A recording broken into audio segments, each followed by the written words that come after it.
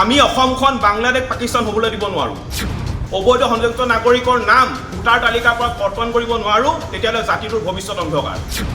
যে আমাক এখন অবৈধ সংযুক্ত নাগৰিকমুক্ত বাংলাদেশী ন্যায়মুক্ত এখন আমাক ভোটাৰ তালিকা লাগে। আমাৰ কথাবোৰ স্পষ্ট, আমি অসমখন বাংলাদেশ পাকিস্তান হ'বলৈ দিব নোৱাৰোঁ। আৰু আজিৰ তাৰিখত যদি আমি অসমৰ পৰা অবৈধ সংযুক্ত নাগৰিকৰ আগ্ৰাসন ৰোধ কৰিব নোৱাৰোঁ, অবৈধ সংযুক্ত নাগৰিকৰ নাম ভোটাৰ তালিকাৰ পৰা কৰ্তন কৰিব নোৱাৰোঁ, তেতিয়াহ'লে জাতিটোৰ ভৱিষ্যত অন্ধকাৰ।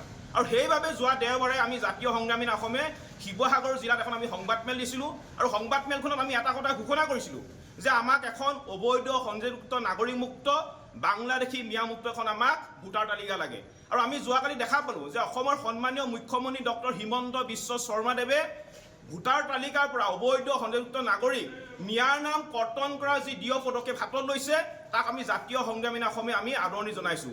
আমি কিছু ক্ষেত্ৰত মুখ্যমন্ত্ৰী ডক্টৰ হিমন্ত বিশ্ব শৰ্মাক সমালোচনা কৰিলেও কিন্তু এটা কথা আমি ক'ব লাগিব যে ৰাজ্যখনৰ অখণ্ডতা আৰু সমন্বয় ৰক্ষাৰ ক্ষেত্ৰত জাতিটোৰ এক সুৰক্ষিত ভৱিষ্যতৰ স্বাৰ্থত, আমাৰ জাতিটোৰ সভ্যতা সংস্কৃতিৰ সুৰক্ষাৰ স্বাৰ্থত, আমাৰ বাই ভনীসকলৰ ভৱিষ্যত সুৰক্ষাৰ স্বাৰ্থত মুখ্যমন্ত্ৰী ডক্টৰ হিমন্ত বিশ্ব শৰ্মাদেৱে বৰ্তমান সময়ত অবৈধ সংযুক্ত নাগৰিকৰ বিৰুদ্ধে যি পদক্ষেপ হাতত লৈছে, তাক কিন্তু আমি শলাগ ল'বই লাগিব। আৰু সেইবাবে আমি জাতীয় সংগ্ৰামী অসমৰ হাজাৰ সৈনিকে এটা কথা কৈছোঁ যে মুখ্যমন্ত্ৰী মহোদয় এই ধৰণে কাম কৰি থাকক, আৰু এই ধৰণৰ কাম কাজক কিন্তু জাতীয় সংগ্ৰামী অসমে অনাগত দিনত পূৰ্ণ সমৰ্থন আমি আগবঢ়াম।